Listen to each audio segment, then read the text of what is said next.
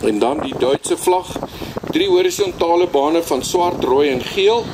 Duitse immigrante kom in 1657 onder die vlag na die Kaap te Goede Hoop. Die vlag van die 1820 Britse settlers, wit agtergrond met 'n helder rooi St. George's kruis. In April en Junie 1820 kom 4000 blanke Britse immigrante in Suid-Afrika aan. Heelwat nakomelinge van die 1820 settlers veg aan boerekant in die Tweede Vryheidsoorlog en baie Afrikaanse boerefamilies is nakomelinge van die immigrante. Daarna die kruisvlag, die voortrekkervlag, 1836. Die vlag van die hertog van Bourgondië was 'n rooi oorhoekse St. Andrews kruis op 'n blou agtergrond. Hierdie vlag het ook as kruisvlag bekend gestaan.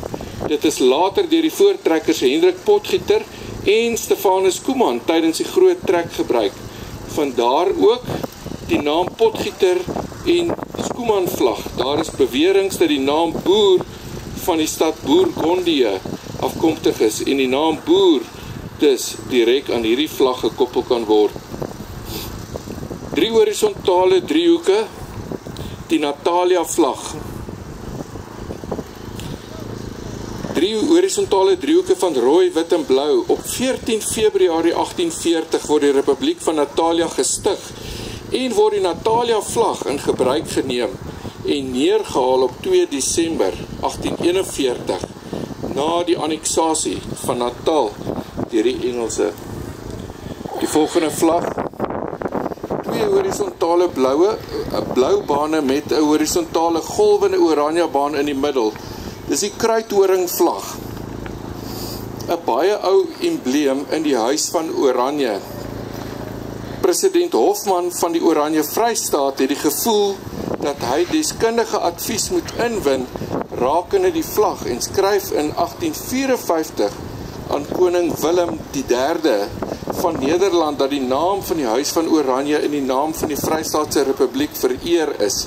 Die Nederlandse kabinet en die koning het hierdie ontwerp goedgekeur, maar die Nederlandse volk het dit verwerp. Hierdie vlag is toe in 1857 verander na die Oranje Vrystaatse vlag wat ons vandag nog ken. Dan presies daardie vlag, die Republiek van die Oranje Vrystaat, 3 horisontale bane van oranje en 4 horisontale bane van wit met kanton in die linkerkantste bohoek van die rooi, wit en blou. Weereens die tema van rooi, wit en blou wat daar deurkom. Die vlag is in 1857 gehuis en is op 31 Mei 1902 met die vredesluiting na die Tweede Vryheidsoorlog neergehaal. Daarna die Rustenburgse vlag, 3 horisontale bane van bruin, wit en blou met 'n vertikale baan van groen langs die vlagstok.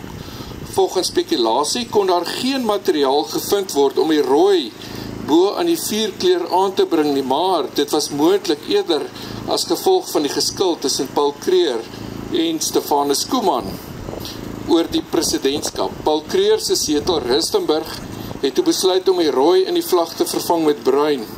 Die Rustenburgse hoërskool se kleure is tot vandag toe nog groen, bruin en wit.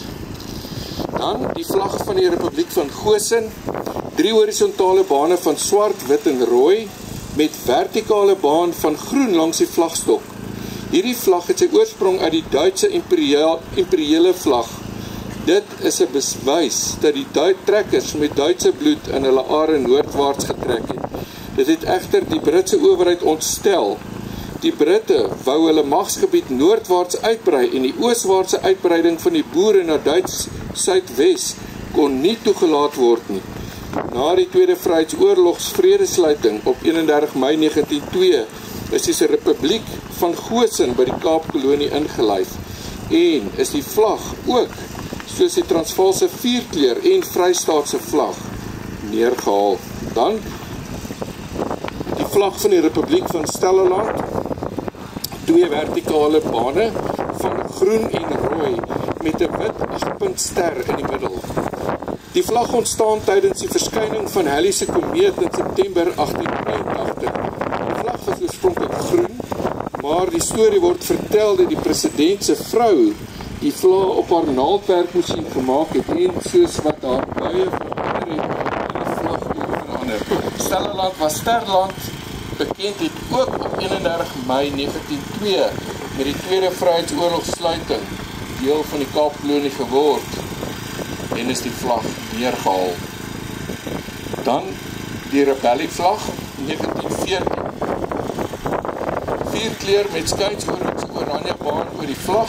Hierdie vlag het sy ontstaan met die Tweede Vryheidsoorlog, maar het eintlik tot sy reg gekom tydens die rebellie van 1914, toe die rebelle onder die generaal de Wet hierdie vlag vertoon het, as hulle symbool.